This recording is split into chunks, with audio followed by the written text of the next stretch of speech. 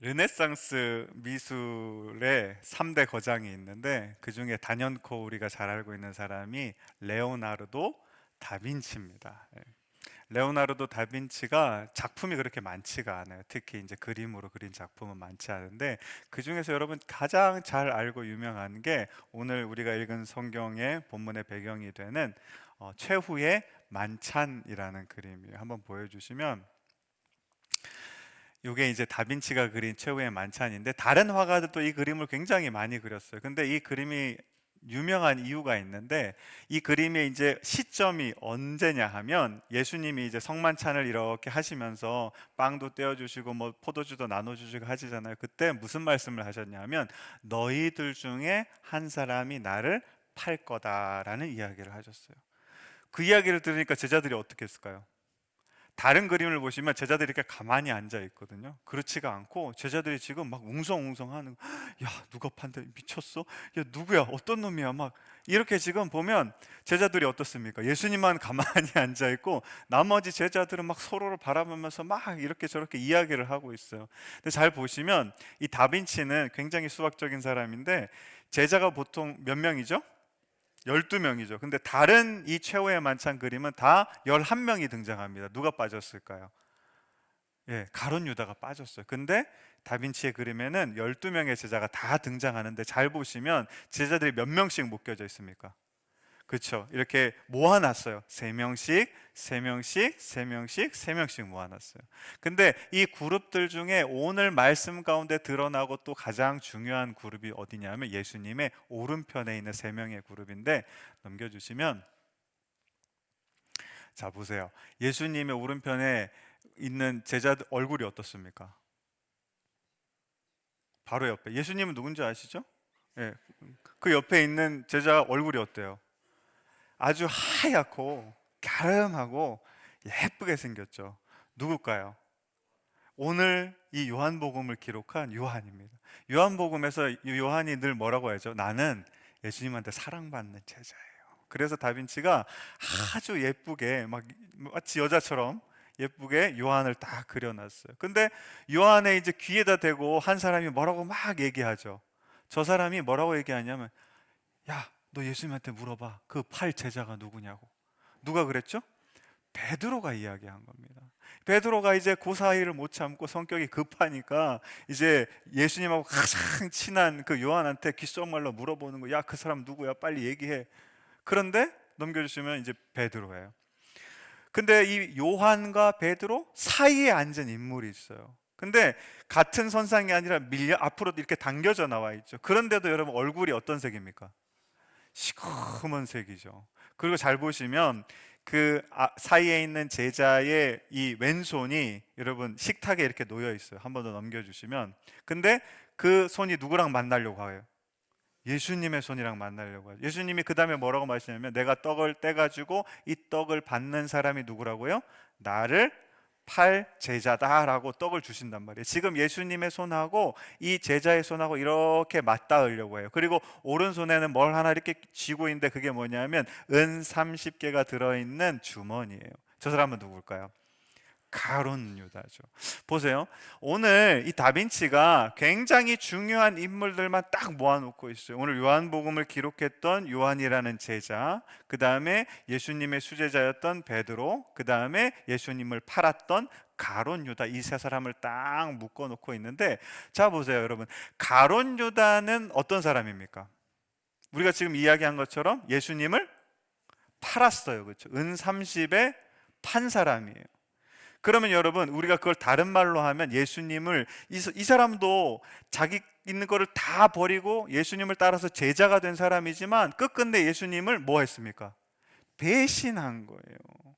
즉 제자로서 완전히 실패한 사람인 거예요. 그런데 참 재미난 게 그 옆에 누가 있었죠? 베드로가 있었어요. 베드로도 여러분 어떤 제자였습니까? 막 내가 오늘도 말씀에 읽었잖아. 나 예수님의 목숨을 버리겠어 이랬는데 나중에 가서는 예수님을 어떻게 합니까? 3번이나 부인하고 저주하죠. 똑같이 제자로서 예수님을 어떻게 한 겁니까? 배신한 거예요. 베드로 역시도 완전히 실패한 제자거든요.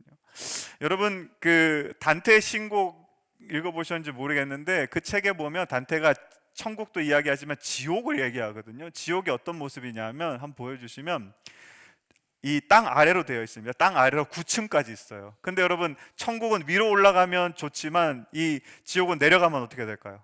더 나쁜 거예요. 그래서 굉장히 나쁜 사람들은 더 아래층으로 이렇게 내려가는데 총 9층까지 있는데 맨 밑에가 여러분 동그라미 쳤는데 글씨가 보이세요?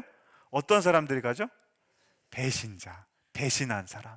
근데 여러분 사람을 배신한 것보다 이 두 명의 제자는 누구를 배신했습니까? 예수님을 배신했죠. 아주 대단한 거예요. 그리고 이 9층 맨 밑에 누가 있냐면 사탄의 왕 루시퍼가 있는데 루시퍼의 입에 누가 들어있을까요? 가룟 유다가 들어있습니다. 그게 뭐 제 얘기는 아니고 단테의 신곡에 나오는 지옥에 관한 이야기예요. 자 보시면 오늘 베드로와 그리고 가룟 유다는 완전히 실패한 제자입니다. 근데 참 이상한 게 오늘 여러분 13장과 우리가 14장의 말씀이 어떤 이야기가 나오냐면 13장에는 세 족식이 나와요.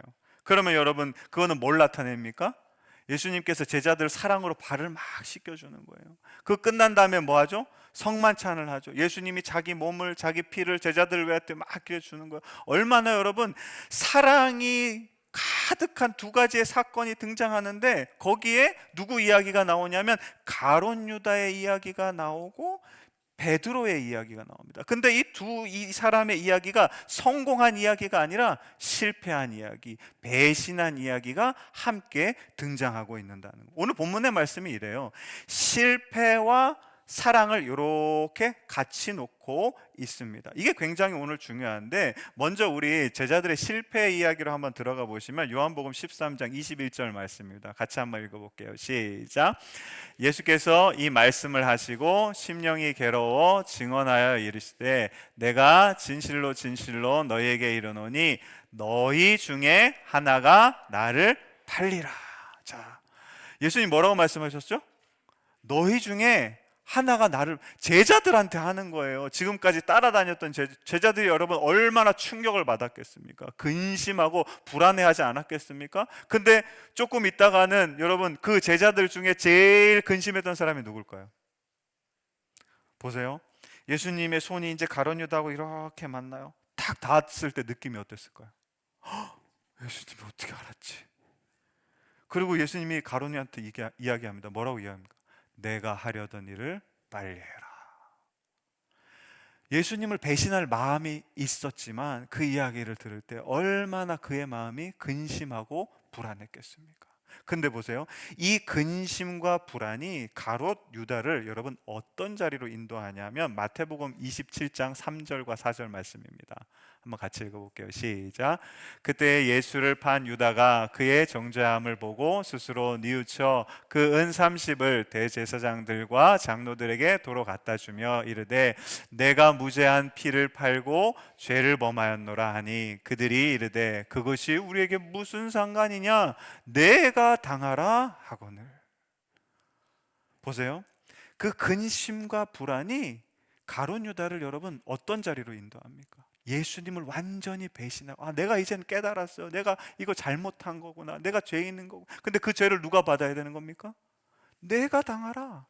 즉 절망의 자리, 완전히 실패한 자리로 이 가룟 유다를 이끌어 갑니다. 그런데 여러분 놀랍게도 저희가 3절 4절을 읽었잖아요. 이어지는 5절 말씀에 그 절망이 어디로 가는지 보십시오. 같이 한번 읽어볼게요. 시작. 유다가 은을 성소에 던져놓고 물러가서 스스로 목매어 죽은지라. 어디로 갑니까? 죽음으로 가죠. 우리 지난주 말씀 생각나시나요? 불안이 절망이 되고 절망이 죽음이 되는 그 이야기. 오늘 보세요. 가룟 유다의 삶이 정확하게 그것을 우리에게 보여주고 있습니다. 그런가 하면 여러분 베드로는 어떨까요? 베드로의 삶 한번 볼게요. 13장 38절 말씀입니다. 읽겠습니다. 시작. 예수께서 대답하시되 내가 나를 위하여 내 목숨을 버리겠느냐? 내가 진실로 진실로 내게 이르노니 닭 울기 전에 내가 3번 나를 부인하리라. 예수님 뭐라고 말씀하십니까? 닭 울기 전에 내가 3번 나를 부인하리라 하고 이야기합니다. 역시 이 이야기를 들은 베드로의 마음이 어떨까요? 너희 중에 하나가 나를 팔리라 보다 뭐가 더 충격적입니까? 네가 나를 부인하리라 라고 예수님이 말씀하시는 거예요. 근심하고 불안이 있었어요. 여러분, 이 불안이 또 베드로를 어디로 데려가는지 한번 보십시오. 우리 누가복음 말씀입니다. 22장 같이 한번 읽어볼게요. 시작. 베드로가 이르되 이 사람아 나는 내가 하는 말을 알지 못하노라. 아직 말하고 있을 때에 닭이 곧 울더라. 주께서 돌이켜 베드로를 보시니 베드로가 주의 말씀 곧 오늘 닭 울기 전에 내가 3번 나를 부인하려 하심이 생각나서 밖에 나가서 어떻게 합니까? 저는 이 사복음서 말씀 중에 이 누가복음이 제일 무서운데, 보세요. 부인할 수 있죠. 근데 딱 부인을 했어요. 그랬더니 닭이 울었어요. 그때까지는 몰랐는데 그 다음에 여러분 누구랑 눈이 마주칩니까? 부인한 베드로와 예수님이 눈이 딱 마주치는 거예요. 그때 여러분 그 심정이 어떻겠어요? 아, 예수님이 그 말 하셨지. 그게 생각이 나서 밖에 나가서 뭐 합니까? 심히 통곡하는 거예요. 베드로 역시도 그 불안이 어디로 인도합니까? 절망의 자리로 인도합니다. 그런데 잘 보세요. 가룟 유다와 베드로가 다른 게 있어요. 가룟 유다는 불안이 절망이 되고 죽음이 됐잖아요. 그런데 베드로는 불안이 절망이 똑같이 되고 실패했어요. 그런데 그 다음 단계인 뭐로 안 갔습니까? 죽음으로 가지 않았어요. 왜냐하면 여러분, 이 가룟 유다는 그 예수님의 이야기를 듣고 밖으로 나가버렸어요. 근데 베드로는 그 자리에 앉아 있었거든요. 그 자리에 앉아 있는 베드로에게 예수님께서 이렇게 말씀하십니다. 14장 1절 말씀 같이 읽어볼게요. 시작. 너희는 마음에 근심하지 말라. 뭐라고 하십니까? 예수님이 여러분 우리 마음에 근심이 있고 불안이 있는 걸 아실까요? 모르실까요? 너무 잘 아십니다. 그거를 잘 아시니까 그 근심과 불안을 바라보고 뭐라고 말씀하시냐면, 보세요. 하나님을 믿으니 또 나를 믿으라. 걱정하지 말고 나를 믿으라고 말씀하시는 거예요. 왜 이렇게 자신 있게 말씀하시냐면 이어지는 2절과 3절 말씀이 있기 때문에 그렇습니다. 같이 한번 읽어볼게요. 시작.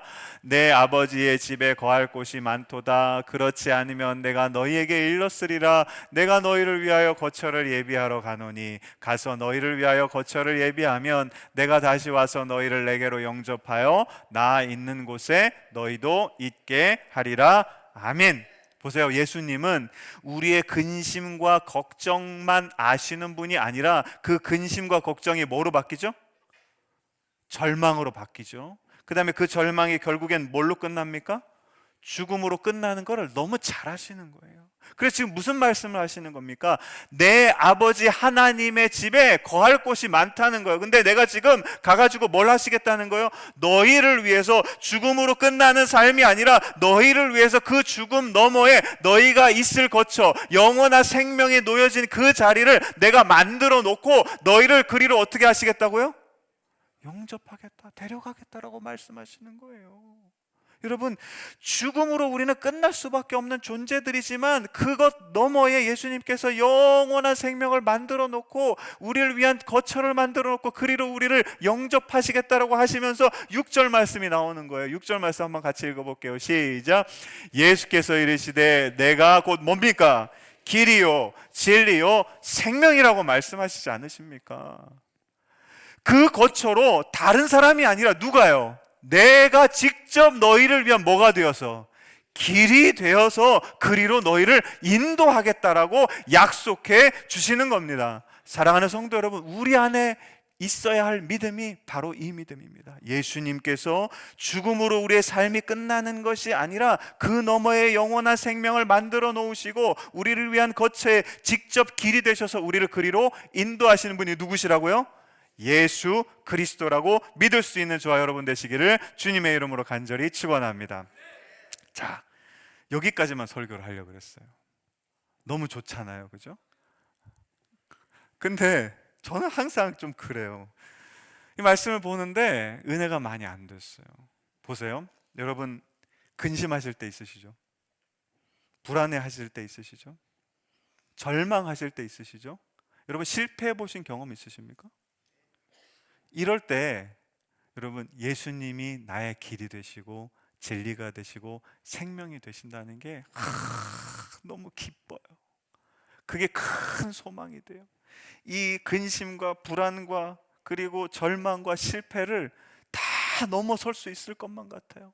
예수님이 그 앞에 영원한 생명을 만들어 놓으셔서 나는 지금 실패했지만, 나는 아무것도 없지만 괜찮아요, 너무 행복해요, 이렇게 생각하시는 분 계세요?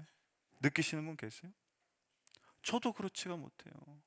우리가 여러분 근심과 불안과 절망과 그리고 실패 가운데 있을 때 예수님이 길이 되시고 진리 되시고 생명 되신다는 거 알아요. 믿어요. 그렇지만 그게 우리 삶에 전혀 아무런 영향을 주지를 못해요. 그냥 힘들기만 하다는 거예요. 사랑하는 성도 여러분, 오늘 굉장히 중요한 말씀을 예수님이 하시고 있습니다. 여러분, 우리가 실패할 때 왜 실패할까요? 가룟 유다를 한번 볼까요? 가룟 유다가 왜 예수님 배반했을까요? 돈 때문에 했을까요? 돈 때문에도 있지만 여러분, 가룟 유다한테는 뭐가 있었냐면요, 예수님과 다른 신념이 있었어요. 뭐냐면 예수님을 통해서, 이 메시아를 통해서 우리가 로마의 속박으로부터 벗어나 자유할 수 있겠다라는 그런 신념이 있었어요. 근데 예수님이랑 자꾸 살아보니까 이 똑똑한 가룟 유다가 예수님의 신념과 나의 신념이 같습니까, 다릅니까? 완전히 다른 거예요. 그래서 여러분, 예수님을 버린 거예요. 자기의 뭘 지키기 위해서? 신념을 지키기 위해서. 그러면 여러분, 베드로는 예수님 왜 배반했습니까? 끝까지 따라갔어요. 다른 제자들은 다 도망갔어도 의리 있는 베드로는 그 대사장들까지 막 또 쫓아가가지고 거기서 불 쬐면서 예수님 어떻게 되나 막 이렇게 하고 있었거든요. 근데 거기서 야, 너도 예수님 같이 있었지. 그러니까 뭐 합니까? 부인하죠. 왜 부인합니까? 뭘 위해서요? 나의 안위를 위해서, 나의 생명을 위해서. 보세요 여러분, 우리가 가진 것 중에 가장 중요한 게 뭐죠? 내 생명 잃어버리면 아무것도 못해요. 베드로 역시도 내가 가지고 있는 가장 소중한 그 생명 지키기 위해서 누구를 부인합니까? 예수님을 부인하는 거예요. 제가 이 실패라는 단어를 보고 깜짝 놀랐는데, 우리 실패라는 단어 한번 보여주시면, 노을실 패할 패자인데 이걸 이제 한자로 파자를 해보면 상형 문자인데 이래요. 노을실은 여러분 지금 손이 있죠, 그렇죠? 근데 저기 손에서 떨어진 게 뭔지 아세요? 네, 보시면 옛날에는 황금을 이렇게 배 모양으로 만들어요, 그죠? 그 금괴를 만들 때. 근데 황금을 갖고 있다가 어떻게 하는 겁니까? 놓친 거예요. 노을실은 그거를 탁 놓는. 황금이 여러분 뭡니까? 제일 귀하고 제일, 요즘에 아주 가격이 엄청나게 올라갔대죠. 예, 저 정도 황금이면 굉장히 값어치가 나갈 거예요. 그런 귀중한 거를 실패라니까 이 실자가 탁 놓는 거예요. 그 다음에 패자를 한번 보세요. 패자는 여러분 뭐가 있습니까? 항아리가 있어요. 저 항아리는 뭐 할 때 쓰는 항아리냐 하면 그 신께 제사를 드릴 때 쓰는 항아리가 저 항아리예요. 그러니까 믿음과 신념을 나타내는 거예요. 근데 그 옆에 뭐가 있습니까? 막대기 하나가 있죠. 그걸로 항아리를 어떻게 합니까? 두드려 깨부시는 거예요. 그게 패할 패의 뜻인 겁니다. 보세요. 내가 가지고 있는 가장 소중한 것을 탁 떨어뜨리는 거고, 내가 가지고 있는 가장 중요한 신념을 어떻게 하는 겁니까? 깨트려 버리는 게 실패라는 의미예요. 그래서 실패는 뭐냐면 내가 가지고 있는 중요한 거 다 잃어버리고 내가 가지고 있는 신념들도 다 잃어버려서 이제 내 힘으로는 아무것도 할 수 없는 상태가 되는 게 뭐냐면 실패라는 단어의 뜻이라는 겁니다. 그런데 여러분, 놀라운 게 이 실패라는 거를 예수님이 뭐랑 이렇게 딱 같이 놓냐 하면, 6절 말씀에 보면 예수님이 세 가지가 되신다 그랬어요. 뭐죠? 길과 진리와 생명. 근데 원어 성경에 보면 다 여기에 뭐가 붙어 있냐면 정관사가 다 붙어 있어요. 그 길, 그 진리, 그 생명이에요. 한번 보여주시면, 여러분 이게 무슨 뜻이냐면 길이 여러 가지 길이가 있잖아요. 길이 있잖아요. 그 길 중에 딱 한 가지 유일한 길이고, 진리가 여러 가지가 있지만 그 중에 딱 한 가지 진리고, 생명이 여러 가지가 있지만 그 중에 딱 하나의 생명이라는 거예요. 그러면 여러분, 예수님께서 우리를 위해 어떤 길이 되어 주십니까? 보세요. 예수님은 죄를 지셨습니까? 안 지셨어요. 그래서 예수님은 아주 의로운 분이시지만 우리를 위해서 여러분 그 죄의 모든 고난을 받으면서 무슨 길을 걸어가셨어요? 십자가의 길을 걸어가셨어요. 그 길은 넘겨주시면 십자가의 길인 겁니다. 그 다음에 여러분, 예수님은 저 하늘에 천국 보좌에 계셨던 분이에요. 그분이 여러분 누구를 위해서요? 우리를 위해서 어떻게 하셨습니까? 이 가장 낮은 자리로 이 땅으로 내려오셨어요. 그게 뭐냐 하면요, 성육신의 진리입니다. 그리고 여러분, 생명이 되셨는데 예수님께서 우리를 위해서 뭐 하셨습니까? 죽으셨죠. 왜 죽으신지 아세요? 부활의 생명을 우리에게 주시기 위해서, 예수님께서 우리에게 생명을 주시기 위해서 예수님께서 돌아가신 겁니다. 그래서 그 생명은 부활의 생명인 겁니다. 자, 보십시오. 예수님께서 십자가의 길을 걸어가시고 성육신의 진리를 자기의 삶을 통해 살아내시고 우리를 위해서 생명을 버려서 부활의 생명을 만들어 주셨어요. 그러면 여러분, 다 누구를 위한 겁니까? 누구를 위해요? 이거 확실히 아셔야 돼요. 예수님을 위해서 하셨습니까? 아니에요. 누구를 위해 하셨죠?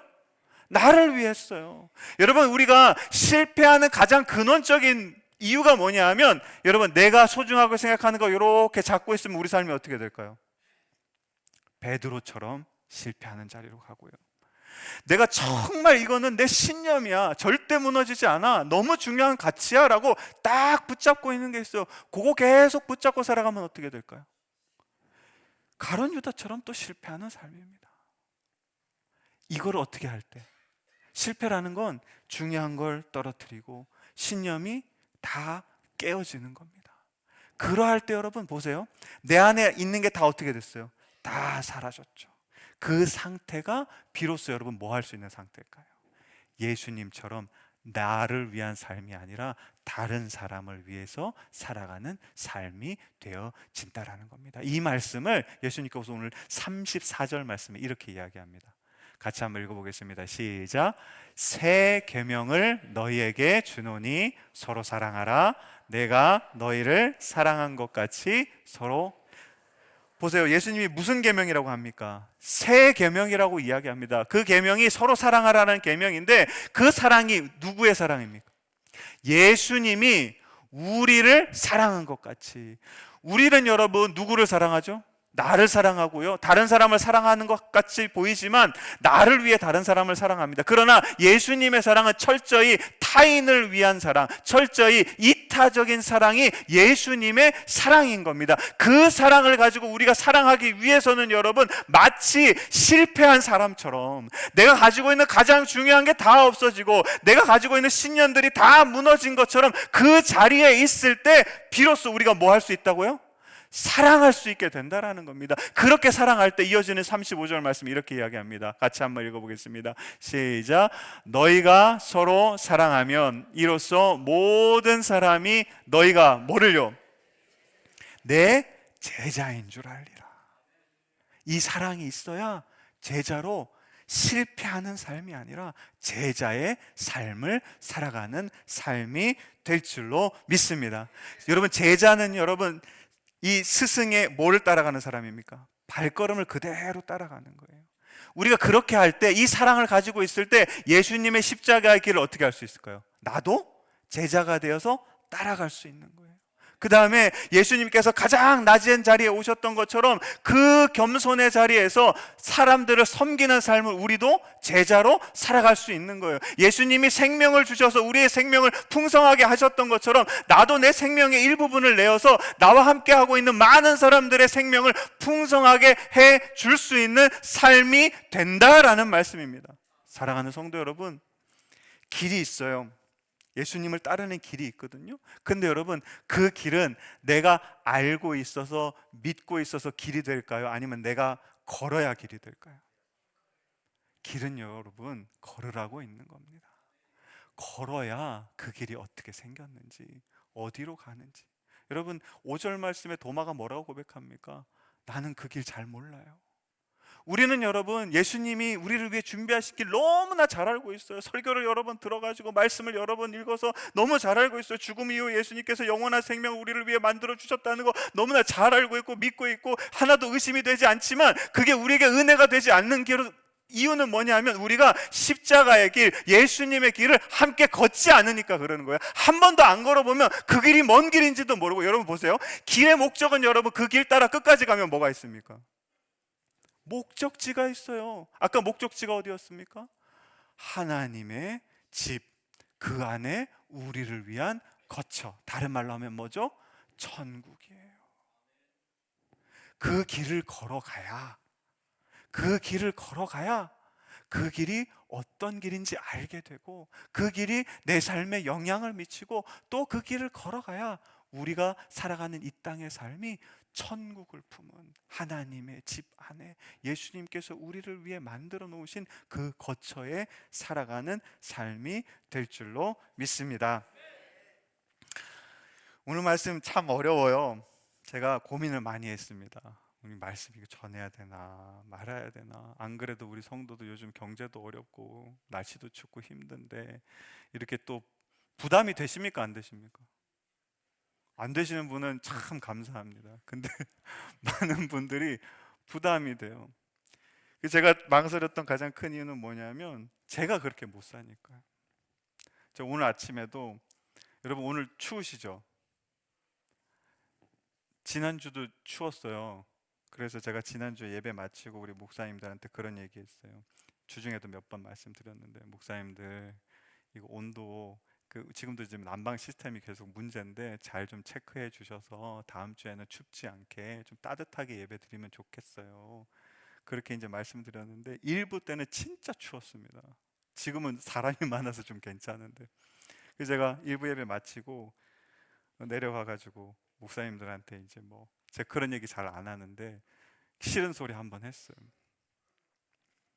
제가 왜 그랬을까요? 제가 예배 드리러 오시는 여러분들을 막 너무 사랑해가지고 추위에 떨면 어떡하지, 감기 들리면 어떡하지, 물론 그런 마음도 있어요. 근데 제가 보니까 제 마음속에 한켠에 어떤 마음이 있냐면,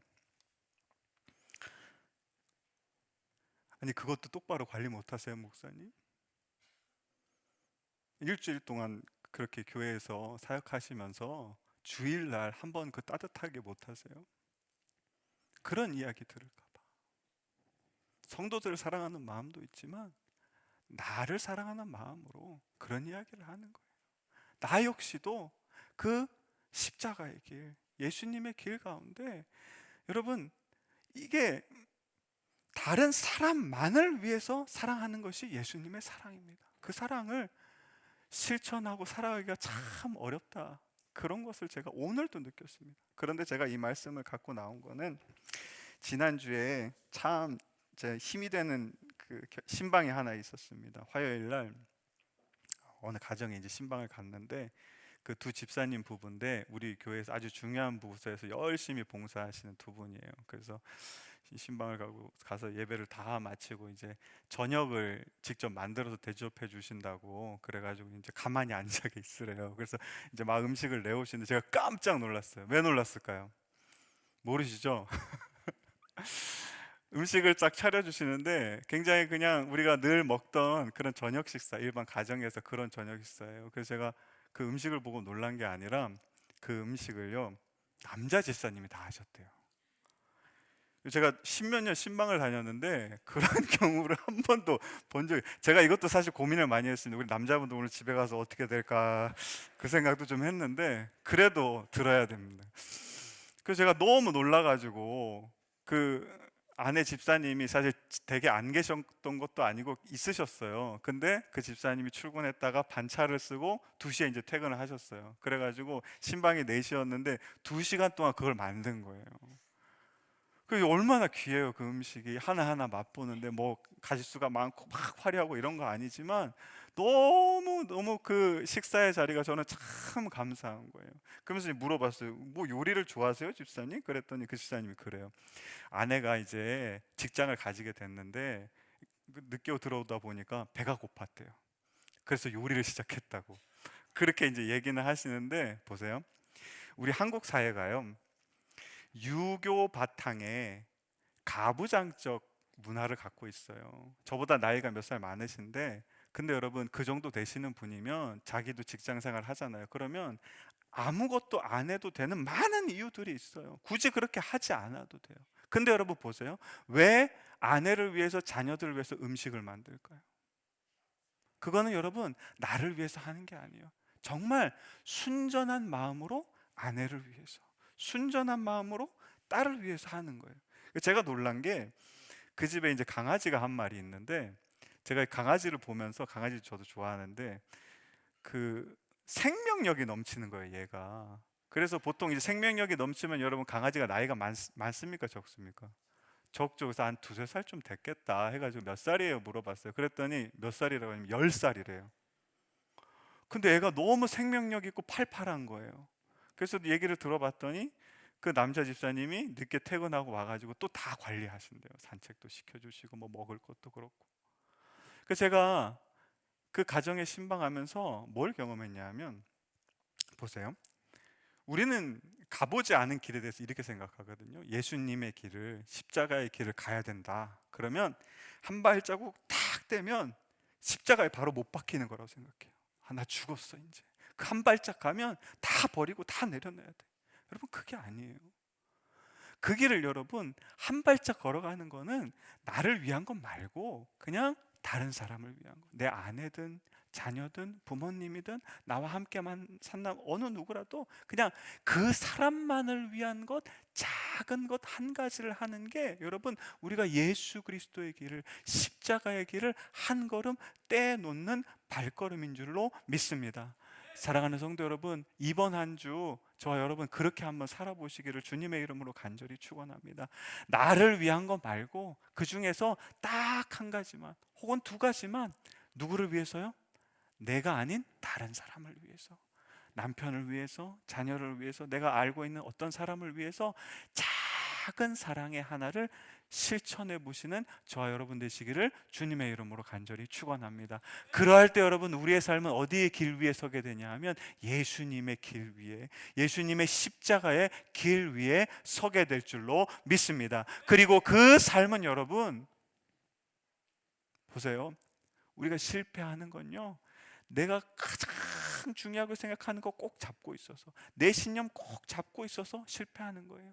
그거 놓고 내가 다른 사람을 위해서 한 가지 하고 두 가지 하고 세 가지 하고 이렇게 예수님의 길을 걸어갈 때 여러분 우리의 삶은 근심하거나 불안해할 수는 있지만 절망하거나 실패하지 않는 삶일 줄로 믿습니다. 그리고 여러분 그 길은 오늘 예수님 말씀하셨잖아요. 하나님의 집에, 예수님께서 우리를 위해 만드신 그 거처, 즉 천국을 품고 살아가는 삶이 될 줄로 믿습니다. 그런 삶을 사는 저와 여러분 되시기를 주님의 이름으로 간절히 축원합니다.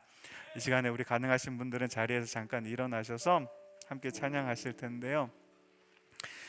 우리 가사 한번 보여주시면, 여러분 주 안에 있으면요 근심이 없어집니다. 여러분 근심은 어디서 올까요? 내가 이 손에 붙잡고 있는 가장 소중한 것으로부터 근심이 옵니다. 내가 이 손에 가장 붙잡고 있는 내 신념으로부터 근심이 생겨납니다.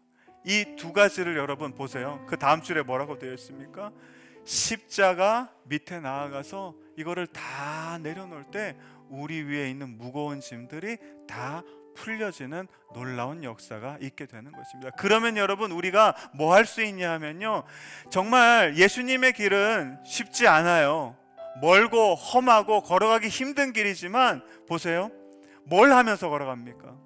할렐루야 할렐루야 찬송하면서 걸어갈 수 있는 우리의 삶이 될 줄로 믿습니다. 우리 가슴에 손을 얹고 이 마음의 고백을 담아서 함께 찬양하며 나아가겠습니다. 주 안에 있는 나에게